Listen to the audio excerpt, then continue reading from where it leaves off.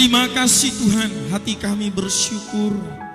Bersyukur karena Tuhan hadir dalam kehidupan kami. Bersyukur karena penyertaan Tuhan berlaku di sepanjang kehidupan kami. Dan semua itu adalah karena kekayaan kemurahan Tuhan bagi kami. Terima kasih Bapa buat perkenanan-Mu. Tuhan beri lagi kesempatan kepada kami untuk bersekutu dengan Tuhan lewat ibadah pada malam hari ini. Kami percaya janji firman-Mu Tuhan. Diberkati orang yang mengandalkan Tuhan, yang menaruh harapnya kepada Tuhan. Dan kami percaya Engkau berhadirat di tengah-tengah ibadah kami ini. Maka kami percaya oleh hadirat-Mu, kami yang lemah dikuatkan, kami yang ragu-ragu diteguhkan iman kami kembali. Kan kalaupun ada yang sakit disembuhkan oleh kuasa firman-Mu. Terima kasih Tuhan buat waktu yang indah ini. Kami rindu mendengarkan firman-Mu. Kami rindu, kami duduk seperti Maria mendengarkan setiap perkataan-Mu Tuhan. Dan kami percaya itu adalah bagian yang terbaik bagi kami. Lewat firman-Mu kami akan terus dikuatkan. Lewat firman-Mu kami akan semakin diberikan pengenalan yang baik akan Tuhan. Sehingga segala keadaan di sekitar kami, bahkan badai hidup yang menerpa kami, tidak akan membuat kami tawar hati, apalagi menyerah, sebab kami bersama dengan Tuhan. Dan di dalam Tuhan segala perkara dapat kami tanggung. Urapilah hamba-Mu, pakai dengan kuat kuasa-Mu untuk menyampaikan firman-Mu. Dan setiap kami yang boleh mendengar pada malam hari ini, biarlah beroleh pengertian, beroleh kemurahan Tuhan, mendapat uluran tangan kemurahan Tuhan, sehingga kami pulang dengan kekuatan baru, dengan semangat baru. Terpujilah nama Tuhan. Bersabdalah kepada kami, kami siap diberkati oleh Tuhan. Dalam nama Yesus kami berdoa, haleluya, amin. Silakan duduk umat yang dikasihi oleh Tuhan. Salam sejahtera bagi kita semua, salam. Puji Tuhan, oleh kemurahan Tuhan saja tentunya kita kembali dapat bertemu di rumah Tuhan yang kita kasihi di tempat ini, untuk bersama-sama bersekutu dengan Tuhan, menikmati Tuhan dan memuliakan Tuhan. Dari semula sejak dalam kekekalan, tentu Allah merancangkan hal yang demikian, menciptakan manusia agar manusia itu bersekutu dengan Dia. Dan salah satu yang dimaksud dengan Allah menciptakan manusia menurut gambar dan rupa Allah adalah di mana kita memiliki sifat bersekutu, seperti halnya Allah Tritunggal yang punya karakter seperti itu, bersekutu. Maka tidak bisa ciptaan yang lainnya memiliki kemampuan untuk bersekutu dengan Tuhan. Oleh karena itulah Bapa memperbaiki kembali hubungan yang rusak, persekutuan yang rusak oleh karena dosa yang diawali daripada Adam dan Hawa. Karena Bapa rindu kita terus bersekutu dengan Dia. Dan korban Kristus di Kalvari bukan sekedar memperbaiki persekutuan kita, tapi memberikan kepastian keselamatan kepada kita. Sehingga kematian sekalipun bagi orang percaya adalah penghiburan secara ilahi. Walaupun itu adalah duka secara insani, tetapi justru penghiburan yang ilahi. Kalau kita masuk dalam dimensinya Allah, maka kita mengerti kematian pun justru adalah kebahagiaan yang dianugerahkan Allah kepada kita, ciptaannya. Puji Tuhan saudara, tadi pagi saya sudah sampaikan di tempat ini bagaimana keagungan daripada kemerdekaan, the majesty of freedom. Kalau kita melihat, memahami, mengerti keagungan daripada kemerdekaan yang Tuhan berikan melalui Yesus Kristus, maka saudara tidak henti-hentinya hati kita limpah dengan syukur. Kalau kita pergi ke satu lokasi wisata yang mana kita belum pernah ke sana, dan memang saudara pemandangan yang begitu indah dan lain sebagainya, tentu kita akan secara natur takjub dengan pemandangan itu. Kita akan terdecak kagum dengan pemandangan yang kita lihat itu. Padahal itu adalah lukisan buatan daripada Tuhan.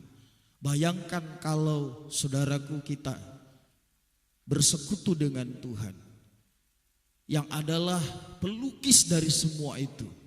Tentu tidak ada lagi keindahan yang lebih daripada Tuhan. Dan saudara bayangkan, kita dapat mengalami hal itu lewat ibadah dan pelayanan kita. Itu anugerah Tuhan, saudara. Saudaraku yang dikasihi oleh Tuhan, pada kesempatan ini saya membagikan renungan bagi kita. Walaupun saudaraku, tetap saya akan kaitkan dengan kemerdekaan. Bagaimana kita merdeka dalam Kristus. Keagungannya saya sampaikan tadi pagi, ada pribadi yang maha mulia memberikan pribadi yang maha mulia kepada yang maha hina. Allah Bapa memberikan Yesus. Yesus itu adalah maha mulia. Lalu diberikannya itu kepada kita yang maha hina. Gak tahu gimana cara mengucapkan hinanya kita. Tapi bagaimana mungkin ada Allah yang maha mulia memberikan pribadi yang maha mulia itu kepada kita. Nah, hal ini mungkin sederhana menurut kita. Tapi saudara, kalau saudara merenungkan hal itu, bagaimana mungkin saya yang hina ini dipercayakan satu pribadi yang maha mulia, yang maha baik. Seorang anak ketika kehilangan ayahnya yang begitu baik, terseduh-seduh, tersedak-sedak, menangis sejadi-jadinya. 2 minggu yang lalu, orang tua dari pemudi kita meninggal di kampung halaman di daerah Sipahutar sana. Jadi saudara, karena situasi sekarang apa-apa pun bisa diindikasikan COVID.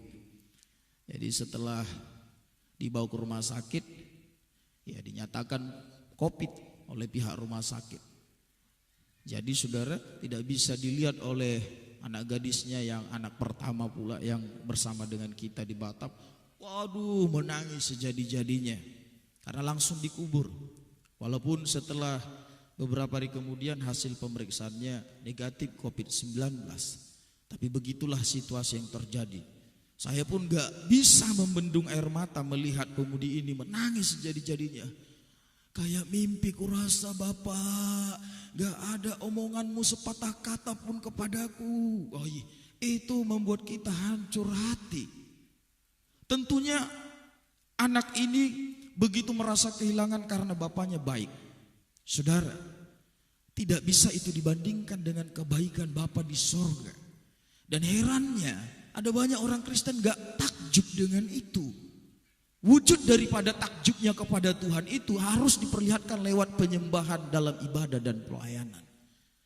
Maka saudaraku yang dikasihi oleh Tuhan, kalau kita melihat bagaimana kitab Wahyu memperlihatkan suasana sorga, seluruh tua-tua malaikat itu semua tunduk sujud menyembah kepada Bapa.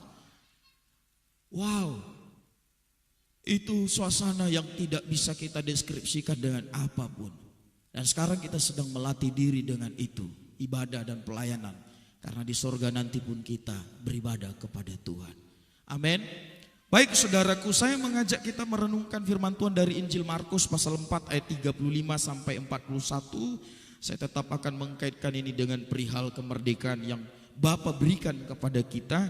Karena memang hari Selasa yang akan datang kita memperingati kemerdekaan Republik Indonesia yang ke-76. Saya sampaikan tadi pagi, ada banyak orang biasa saja. Bahkan kalau upacara bendera, anak-anak sekolah yang tidak mengerti nilai-nilai kemerdekaan itu akan berusaha menghindar. Dan menganggap itu hanya melelahkan tubuh, menghabiskan waktu.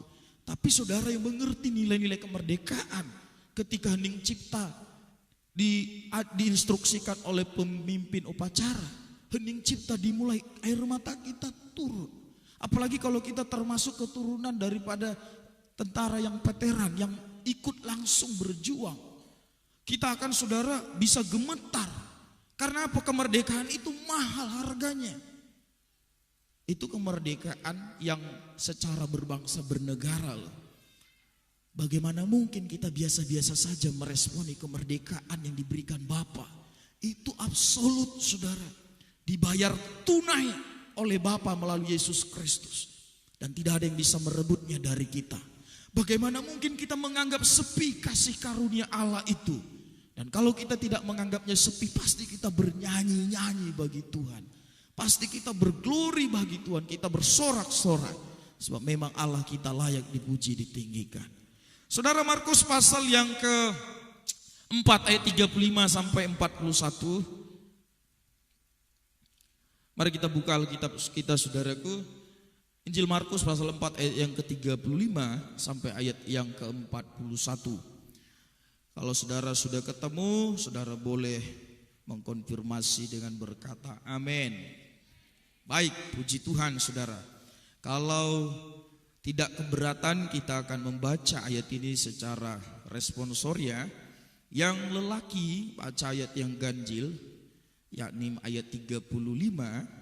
Yang wanita baca ayat yang genap, dibaca secara bergantian. Dimulai yang lelaki, ayatnya yang ke-35. 2, 3, ya.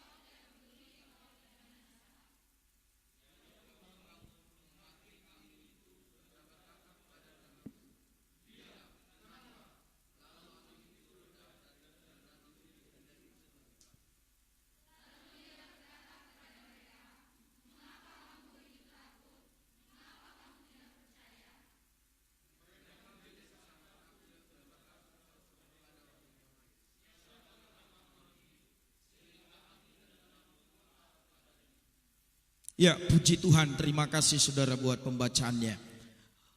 Tema perenungan kita pada malam hari ini, saudara mau bagikan kepada kita, tetap kuat meski di tengah badai.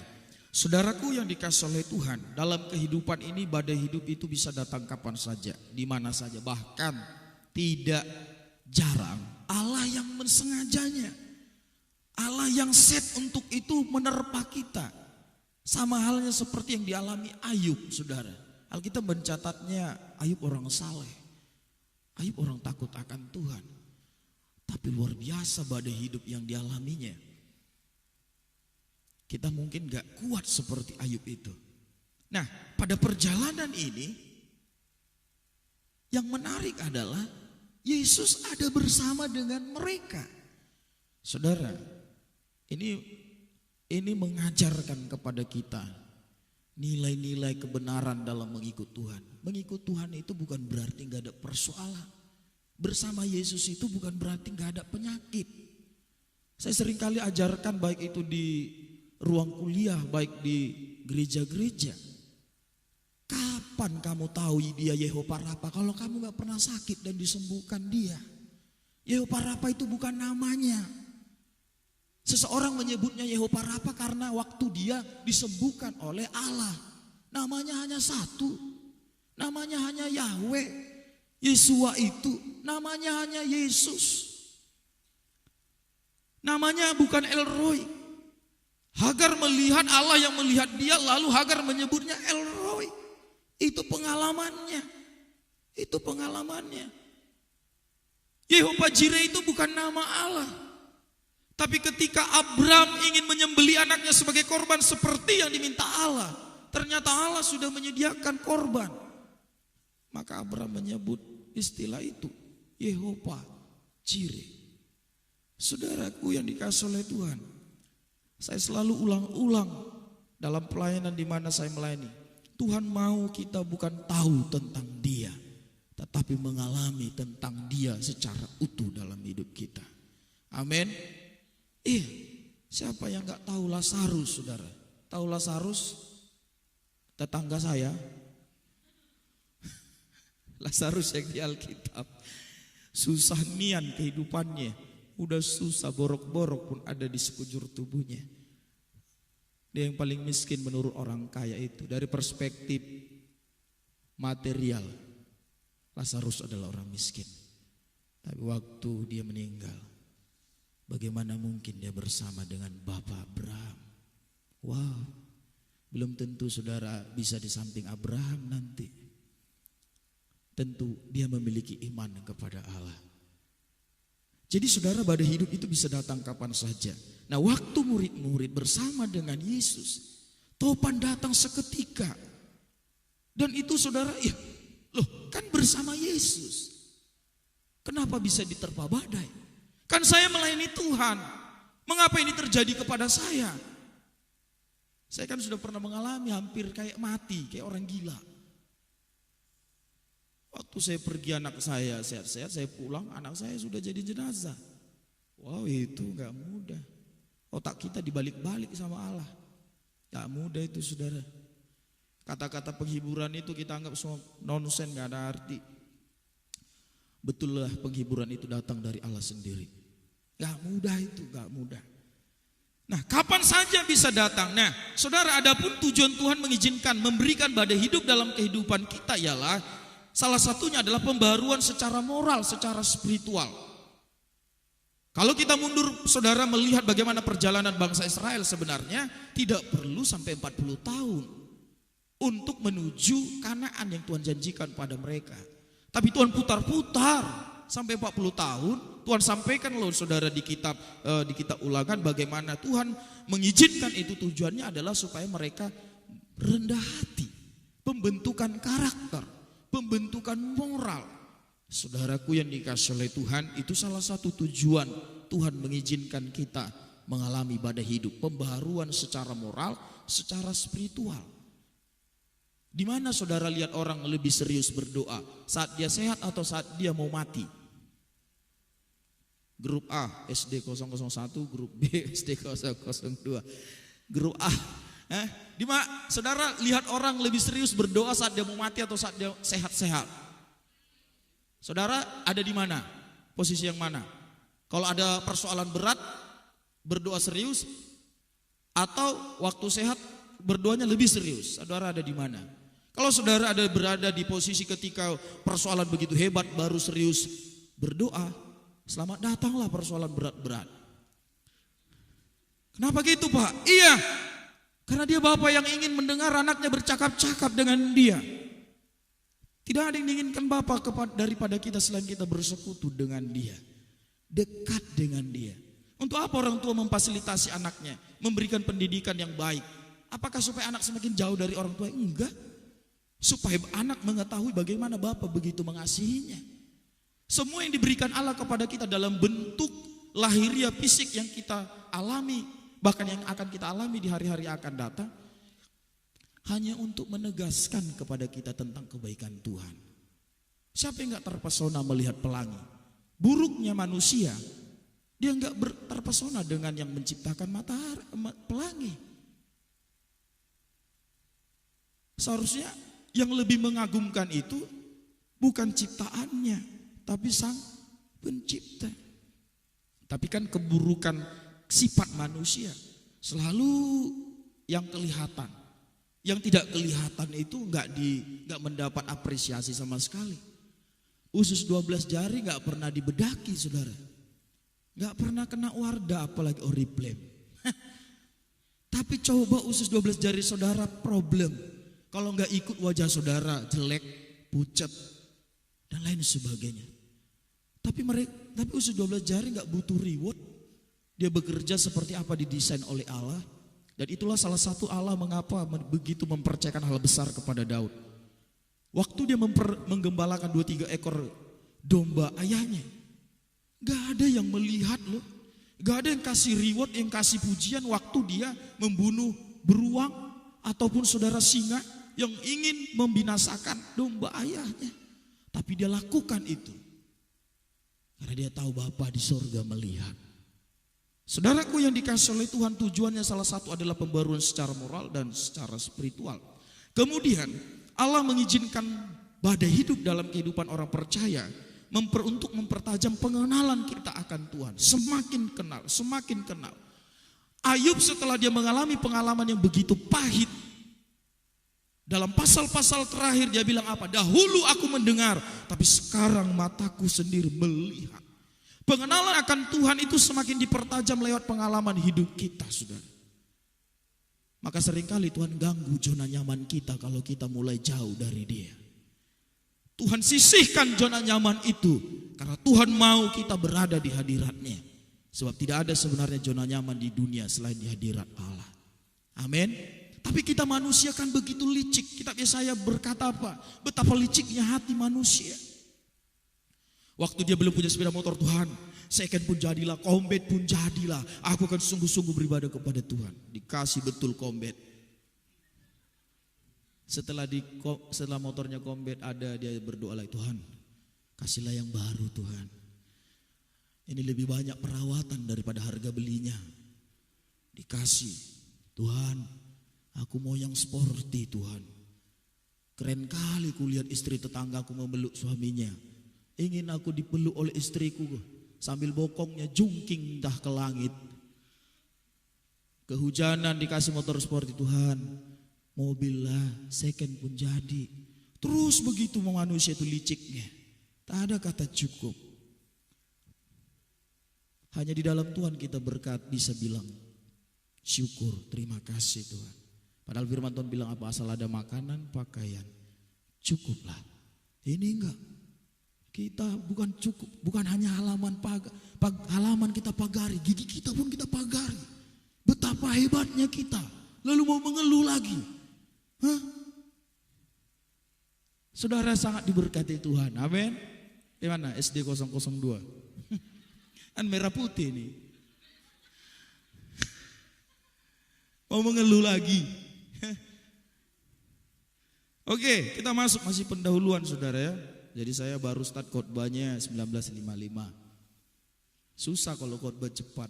Dan saya yakin melihat wajah-wajah saudara-saudara pengen berlama-lama di sini. Wajah-wajah yang haus hadirat Tuhan. Bukan wajah-wajah pangota. Yang orang Batak nanti tanya orang Batak apa artinya. Karena saya Batak Tulen. Nah saudara, di samping untuk mempertajam pengenalan kita, juga memurnikan iman, pengharapan dan kasih kita. Paulus pernah bilang begini, suatu waktu semua pelayanan akan diuji. Pengujinya adalah api, entah itu dari kayu, dari jerami atau dari logam mulia. Kabar baiknya, logam mulia itu justru gak akan kelihatan kemuliaannya kalau gak dibakar. Maka saya sangat percaya lewat pandemi entah apapun nanti namanya, sekarang dari level 4, level 3, ini main game nih. Kemarin PPKM, habis itu diperpanjang, habis itu nanti adu penalti. Kalau gak ada yang menang, gak ada yang mau ngalah, Covidnya gak mau ngalah, kita pun gak mau ngalah. Itu intermezzo aja. Selesai pandemi COVID-19, ada lagi nanti badai hidup. Sampai kita berlabuh di Yerusalem sorgawi itu. Baru tidak ada lagi yang namanya saudaraku persoalan. Sekarang lihatlah, gak ada guna lagi saudara senyum manis. Ditutupi semua oleh masker itu. Iya kan? Bercadar tiba-tiba semua. Bagaikan wanita timur tengah. Tinggal kasih gamisnya sudah selesai. Nah saudara, memurnikan iman, pengharapan dan kasih kita. Iman itu pupuknya, pemurniannya adalah persoalan.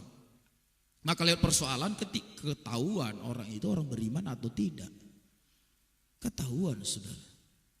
Dalam kitab Habakuk dikatakan orang benar itu hidup oleh imannya, oleh percayanya. Bukan oleh apa yang dia lihat. Bukan oleh apa yang dia lihat. Jadi apa yang dipakai Tuhan memurnikan iman, pengharapan dan kasih kita? Badai hidup, persoalan. Saudara tahu peselancar? Tahun 2012 kalau saya tidak salah berarti saya benar. Saya misi ke Mentawai. Di daerah PP itu saya kaget. Karena ya saya lihat ya masih pedalaman, ya jauh. Di sana kalau ada sepeda motor ya udah hebat di pedalaman itu. Tapi di sana ada banyak orang bule yang saya temui, makanya saya kaget. Dan mereka berselancar. Cerita-cerita, mereka tahu ombak di perairan Mentawai itu dahsyat, mereka senang.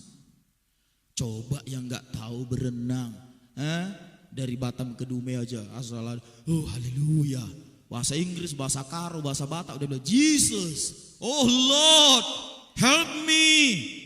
Tiba-tiba dia berbahasa semua. Tapi kalau peselancar lihat gak ada ombak, dia garuk kepalanya. Sampai pergi ke Nias, pergi ke mana-mana, hanya cari ombak. Karena apa? Dia sudah cakap menari di atas ombak. Persoalannya kenapa seringkali kita di situ-situ aja levelnya?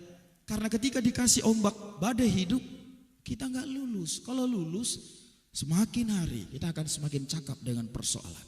Setiap datang persoalan, kita akan menari-nari di atas persoalan itu. Amin. Amin. Sehingga Ibu Jun tadi kan menari-nari. Walaupun menari-nari. Bersuka cita. Amin. SD 002.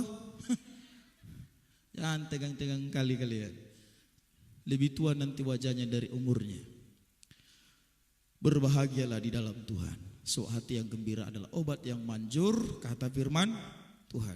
Makanya gak usah sibuk skincare, gak usah sibuk lah scarlet apalah. Seadanya aja. Inner beauty itu lebih penting loh. Perhiasan batinia.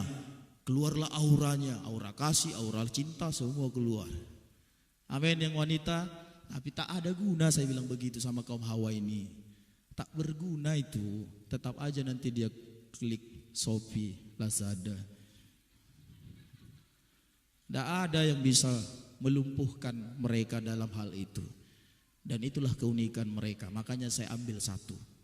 Saking uniknya. Memang unik. Tiada duanya. Apalagi tiganya. Nah saudara, dalam badai hidup, ketika badai hidup itu datang menerpa kita, dibutuhkan sikap saudara untuk menghadapi itu supaya tetap kuat meski di tengah badai. Temanya tadi kan tetap kuat meski di tengah badai. Sikap yang pertama sesuai dengan nas yang kita baca dalam Markus pasal 4 ayat 35 sampai ayat yang 41. Yesus menegur para murid yang panik, yang ketakutan itu. Dalam ayat 40 lalu ia berkata kepada mereka, mengapa kamu begitu takut? Mengapa kamu tidak percaya?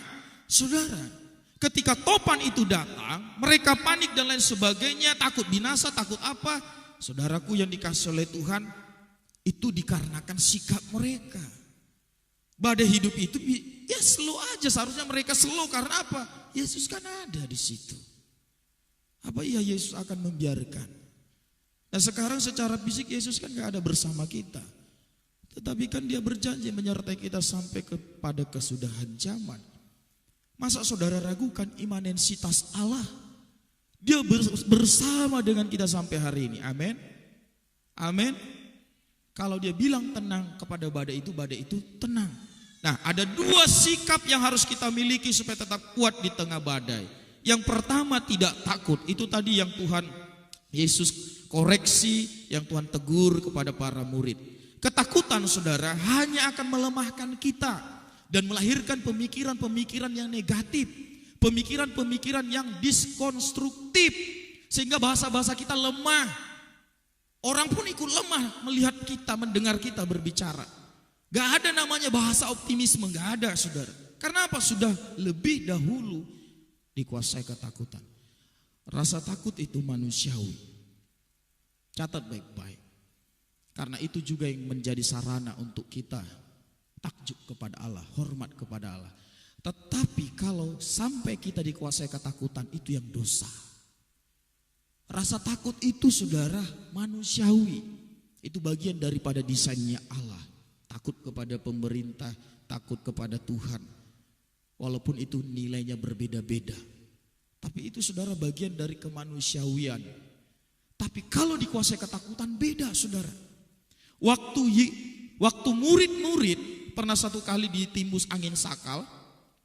Di dalam Matius pasal 14 ayat 26. Coba salah seorang membaca Matius pasal 14 ayat 26. Matius pasal 14 ayat 26.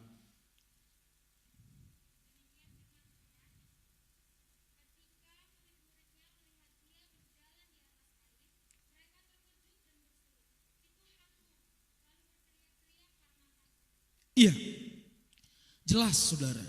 Yang datang itu Yesus loh. Yang datang itu pertolongan, yang datang itu berkat, yang datang itu saudara adalah keajaiban. Tapi karena hati para murid dikuasai ketakutan, apa yang mereka bilang? Hantu. Di tengah-tengah kesulitan sekalipun, kalau orang itu tidak dikuasai ketakutan di dalam Tuhan, dia justru akan melihat peluang-peluang. Di tengah situasi pandemi ini, orang-orang yang di dalam Tuhan justru dia melihat jalan-jalan baru berkat Tuhan ada padanya. Dia bukan pesimis, dia optimis dengan apa yang akan Tuhan kerjakan dalam hidupnya. Tapi kalau sudah dikuasai ketakutan, pikiran-pikiran negatif yang menghampiri kita. Dan perkataan kita pun perkataan yang melemahkan. Gimana kabarnya? Entahlah, udah 3 bulan, ngelamar sana, ngelamar sini, gak ada kerjaan. Jadi gimana? Mau pulang lah. Datang pula temannya sama-sama yang lemah imannya. Iyalah pulanglah, kau gak cocok kau di Batam ini. Ya sudah, ketemulah saudara. Gak ada solusi. Padahal di kampung halamannya pun persoalan juga ada di sana. Kan semua badai hidup kan berdomisili di seluruh penjuru dunia. Di mana saja ada badai hidup. Dan dia bisa sekonyong-konyong datang. Gak ada notifikasi di HP saudara. Hendro, badai hidup mau datang jam 4:05. Gak ada saudara. Mendadak sekonyong-konyong bahasa Alkitab. Tapi kalau Yesus ada bersama kita, seharusnya kita gak boleh takut, dikuasai ketakutan. Karena itu akan membuat kita lemah. Maka saya senang kalau melihat petinju, khususnya ketika akan segera dimulai pertandingan. Ladies and gentlemen, ketika memperkenalkan, itu matanya tajamnya luar biasa. Gak ada yang mau ngalah. Karena siapa yang mau ngalah matanya itu sudah sama dengan kalah. Dia menyerang secara psikologi, ku makan kau, mati kau, sini kau. Coba, ladies and gentlemen. Kayak saudara waktu SD ngeliturgi gini-gini kan. Dengan pakaian kebangsaan, kembang-kembang. Mana ada petinju begitu? Dia seakan-akan bilang sama teman saya, mati kau di ring ini selesai kau. Kalau dia takut, dia sudah kalah. Makanya preman di pasaran, di terminal itu banyak yang saya jumpai badannya kecil. Bukan besar, tapi nyalinya besar. Jadi pemberani itu bisa melakukan di luar daripada yang kita duga, keberanian. Itu juga yang dimiliki Daud. Selangkah lebih berani dari orang pada umumnya. Semua takut loh terhadap Goliat. Tapi Daud berani. Dia bilang apa? Siapa itu orang tak bersunat itu? Seperti saya membunuh beruang dan singa, saya akan bunuh dia. Betul. Karena dia mengandalkan Tuhan. Goliat pun selesai. Untuk kita kuat di tengah badai, jangan takut. Jangan dikuasai ketakutan. Kalau saudara periksa Alkitab saudara, banyak sekali ungkapan jangan takut, jangan takut. Karena ketakutan itu membuat kita tidak maksimal menjalani hidup kita. Takut gagal.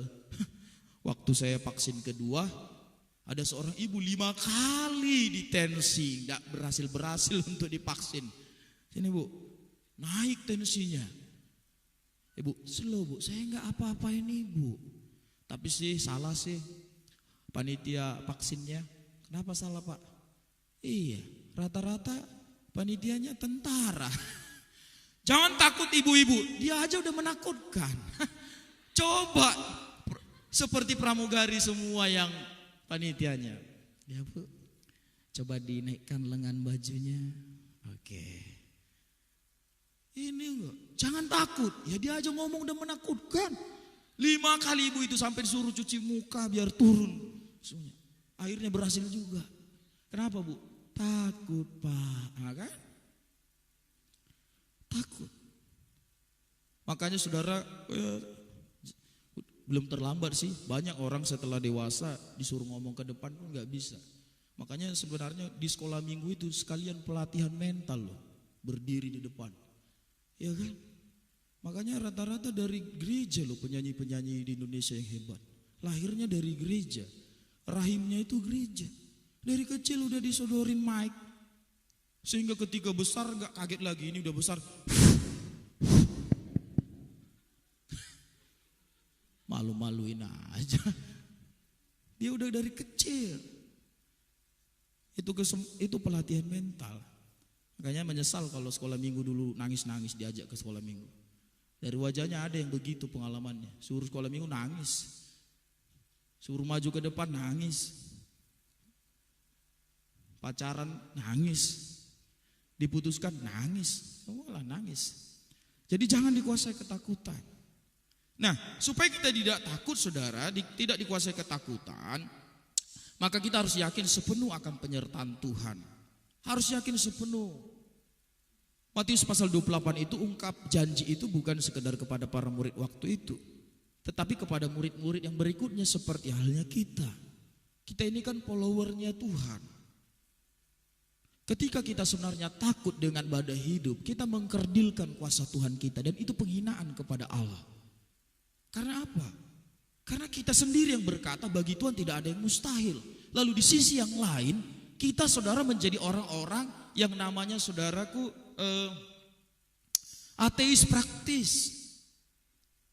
Kita mengaku ada Tuhan, tapi secara prakteknya banyak orang ateis. Ketika datang persoalan, dia langsung panik, galau dan lain sebagainya. Pemudi kami flu, diperiksa langsung dibilang positif. Jadi polos sekali ini cewek. Dia buat storynya positif. Ini kan bego kali saya bilang. Dia perempuan loh, positif. Ya kan cowoknya bisa mikir kemana-mana. Positif katanya. Setahu saya orang yang dibilang positif pun ya udah didiamin aja. Karena masih banyak yang primitif cara berpikirnya. Udah nggak apa-apa, saya bilang nggak apa-apa itu. Flu sekarang dari dulu udah ada flu. Puji Tuhan udah negatif. Saya sih suka istri saya positif, tapi nggak positif. Negatif terus.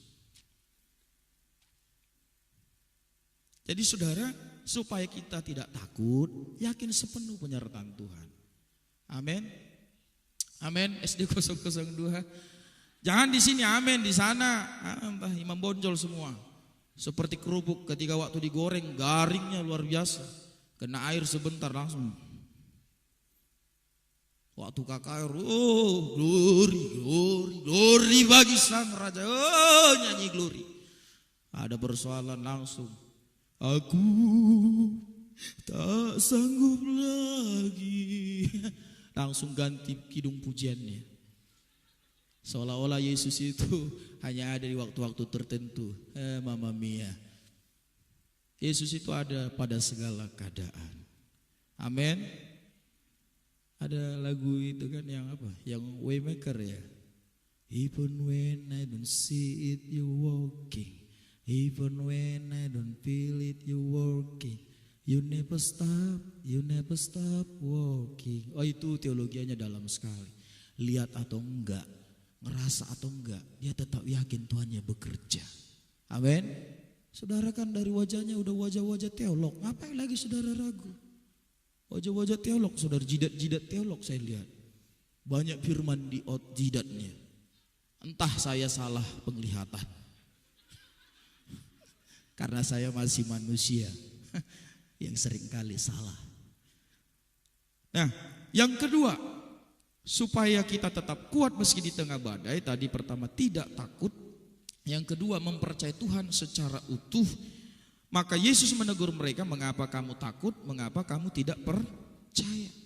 Dan ini bukan ungkapan kali pertama kepada para murid. Ternyata murid-murid sudah sering bersama dengan guru mereka pun. Mereka sering kali takut. Udah, maka ketika dikuasai ketakutan, Yesus pun yang datang, yang dilihat hantu. Jadi kita gak akan bisa melihat solusi, gak bisa melihat jalan-jalan berkat kalau sudah dikuasai ketakutan. Makanya harus percaya, Tuhan pasti tolong saya. Ada lagu lawas itu saya sangat suka dan memang kuasanya luar biasa. Waktu Tuhan tolong saya. Satu lagi, ku tahu Tuhan pasti buka jalan. Oh, itu lagu kebangsaan orang bermasalah itu. Ku tahu Tuhan pasti buka jalan. Kalau baru gajian jarang orang nyanyikan itu. Tapi kalau sudah celengan juga udah dijebol, semua udah dijebol, biasanya langsung muncul itu lagu nasional itu. Ku tahu Tuhan pasti jawab doa. Kalau baru gajian, Tuhan Yesus baik, jempolnya di atas. Tapi kalau udah ada persoalan masih bisa jempolnya di atas. Kalau nggak dibilangnya sama temannya, ya nggak kaunya ya, sok kali kau, sok sintua kau. Mentang-mentang kau pelayan di gereja, mukamu pun pula udah kayak gereja. Perih di hatiku, tahu kau. Yang kedua, mempercayai Tuhan secara utuh. Seperti halnya ketakutan, keraguan-raguan hanya mengakibatkan kita lemah dan dipenuhi pemikiran-pemikiran yang negatif. Di Alkitab ada namanya smamen. Biasa kan kalau di dunia entertain anak-anak lagi, dia tahu yang namanya Spider-Man, Batman. Apalagi saudara tahu SD 001, apa yang saudara tahu? Hah? Spider-Man, Ultraman. Kalau saya udah jelas idolanya istri saya, Sarman. Iya, dia ambil satu aktor-aktor hebat yang ada di kolong langit ini. Di Alkitab ada yang saya temukan namanya smamen. Siapa itu smamen? Sadrak, Mesak, Abednego. Udah dibilang kalau kalian gak nurut, ku masukin ke dalam api itu. Dan pada waktu itu diancam akan diberikan lebih panas lagi. Tapi smamen, saya menyebutnya smamen untuk gampang saya ingat. Mereka bilang apa? Kalaupun Tuhan kami tak menolong, kami gak akan menyembah patung yang Tuhanku buat. Kalaupun Tuhan kami tak menolong. Ini kepercayaan yang bulat di atas daripada apapun. Tekadnya luar biasa. Dan lihat hasilnya. 3 yang dimasukkan ke dalam perapian. Tapi dilihat raja ada berapa? Ada 4. Dan ada Tuhan bersama dengan mereka. Tuhan tahu batas kekuatan smamen. Belum ada apa-apanya Spider-Man, apalagi Sarman. Ini smamen, wih luar biasa. Ini kan bisa bikin cerita sekolah minggu. Hari ini kita belajar tokoh yang hebat. Smamen, Sadrak, Mesak, Abednego. Karena memang 3-tiganya laki-laki, bukan cowok. Makanya saya gak suka berteman dengan cowok. Saya suka berteman dengan laki-laki. Kalau saya mau main poli, mau main bola, ada di sini laki-laki? Kalau ada laki-laki, ayo main bola. Kalau cowok bisa saja dia begini. Apa sih om? Ya tetap aja dia ke toilet pria, tapi udah gemulai. Itu nggak usah dibawa main bola, main futsal. Nanti lewat bola mau gol, silakan. Gol, gol. Cilaka kita dibuatnya. Makanya Daud bilang sama anaknya Salomo, jelas kan anaknya pria cowok, tapi Daud bilang apa? Bersikaplah seperti laki-laki. Makanya Allah itu nggak ada jenis kelaminnya, tapi gendernya selalu maskulin, laki-laki. Karena laki-laki itu berbicara sifat, karakter. Ayo cowok-cowok jadi laki-laki.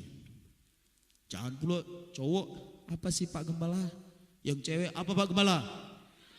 Kan udah datang aku kemarin, Bapak nggak ada. Wah, ini terbalik-balik dunia ini. Makanya aduh harus jeli-jeli kita melihatnya ini. Gak tahu kita mana perempuan mana laki-laki. Yang perempuan dikasih perempuan melebihi laki-laki. Ini badannya apa security tapi stamina Hello Kitty. Kalau ototnya luar biasa tapi ketika kena hujan sedikit udah udah sakit. Jadi saudara mempercayai Tuhan itu gak boleh ragu-ragu. Kita Yakobus dikatakan yang bimbang itu gak dapat apa-apa. Harus bulat mempercayai Tuhan ini.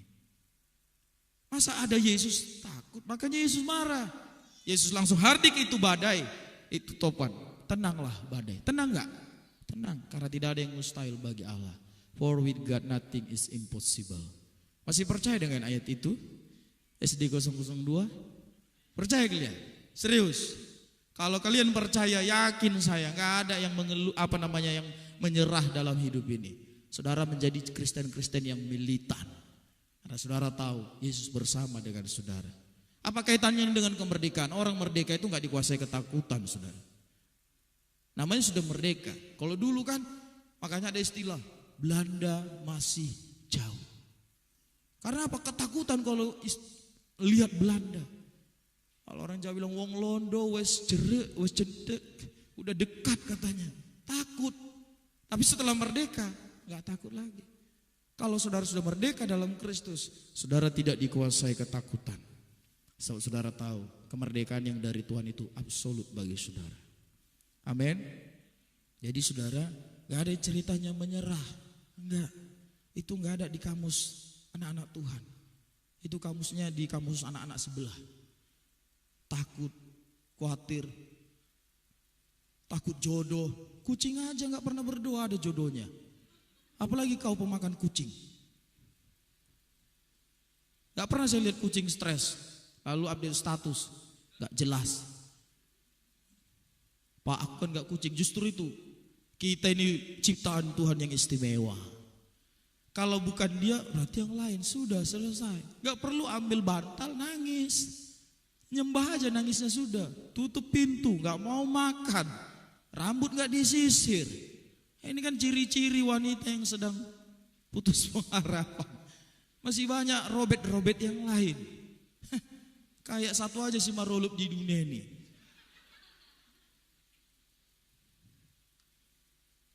Saudara, jangan dikuasai ketakutan, jangan mempercayai Tuhan dengan setengah-setengah. Makanya kalau kita lihat kitab Wahyu, yang suam-suam itu pun dimuntahkan oleh Tuhan. Ada istilah di Indonesia ini, kalau sekali mandi ya basah lah. Ya Kristen lah. Kelihatan dari kehidupan kita.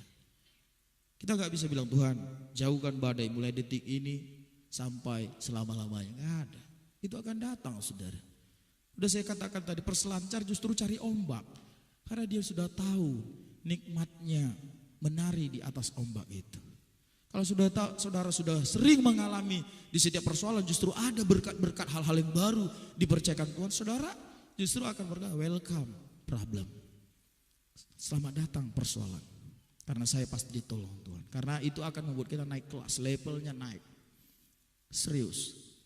Jadi saudara jangan mental Kristennya lemah sekali. Jadi badai hidup itu adalah bagian daripada pemurnian pendewasaan. Supaya tetap kuat di tengah badai hidup, sikap kita tidak takut, kemudian mempercayai Tuhan secara utuh. Amin. Kalau sudah amin ini selesai. Gak ada lagi saudara yang nyiuk lemah-lemah, gak ada. Setiap datang persoalan, aman Pak. Gimana? Ada persoalan? Tuhan ditolong. Kemarin ditolong Tuhan, hari ini pun Tuhan tolong. Besok pun Tuhan tolong. Itu prinsip hidup orang percaya, saudara. Karena apa? Dia sudah kenal Tuhannya. Kalau saudara punya teman baik yang gak pernah bohong, lalu sering traktirin saudara dan memang dia punya uang banyak. Ketika dia bilang, ayo saya traktir makan. Masa iya saudara ragu? Yakin saya gak akan ragu. Karena saudara sudah memiliki pengenalan dengan dia. Tapi kalau saudara punya teman yang sukanya kibul, canda-canda terus, dibilang dia yang traktir, tapi waktu berdoa Tuhan, ada teman begitu. Jadi katakanlah si Robert yang diajaknya, yuk kita makan. Tapi waktu dalam berdoa, dia bilang, Tuhan terima kasih, hari ini saya ditraktir oleh si Robert. Jadi dia yang diajak. Tapi dua kawan ini bilang sama Tuhan, hari ini saya ditraktir oleh Robert. Mau gak mau Robert bayar.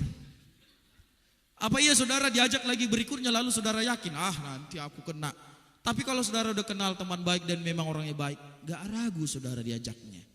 Masa iya saudara ragu dengan Bapa yang maha baik itu? Kalau saudara pernah naik pesawat, siapa yang pernah naik pesawat? Masa gak pernah?